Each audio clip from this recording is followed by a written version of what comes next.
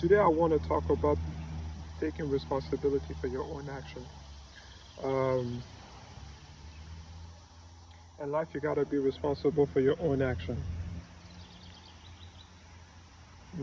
What I have noticed is a lot of the left-wing content creator like the Vanguard and Kyle Kulinski wants to blame Joe Rogan for humanizing Trump, but they always leave out the part that um, Kamala Harris had the same opportunity to attend Joe Rogan's podcast, but she declined. She set up expectation in order for her to attend Joe Rogan podcast. They need the they need they need vid, she needed video to be edited similar to a CBS interview. But Trump, it was so easy for him to reach. He picked up a date and he said which date um, he would like to attend the podcast. And that was it. That's all she had to do. And then she could have made the case why people would have voted for her. And then Joe Rogan is said he's on record. He tried to get Kamala Harris on to do the podcast, but she did not do the podcast. So whose fault is it? It's an easy answer. It's the same thing with me, for example. Like I remember when I was living on campus at my university back in the spring of 2023. It was like my second semester at GMU. I took a course like Marketing 303.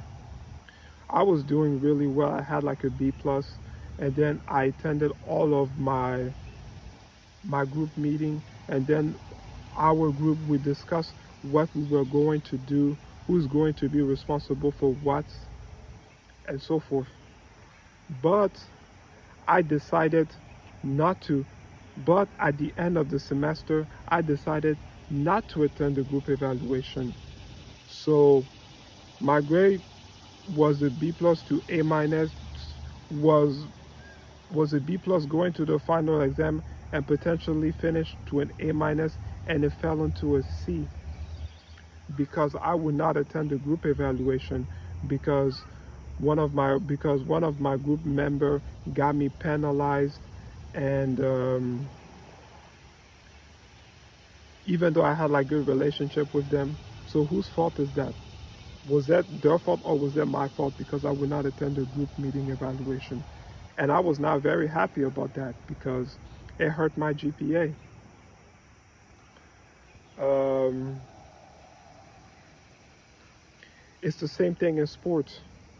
In the 2016 NBA Finals, the biggest factor onto why the Golden State Warriors lost that and the title was because Draymond Green was suspended for Game 5.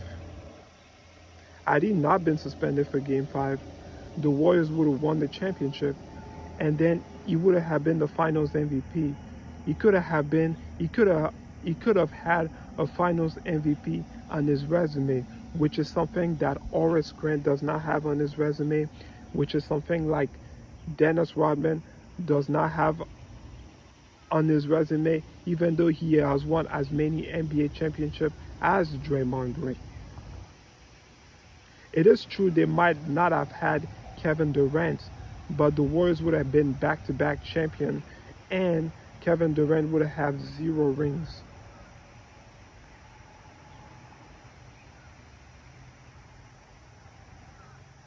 This is all I gotta say.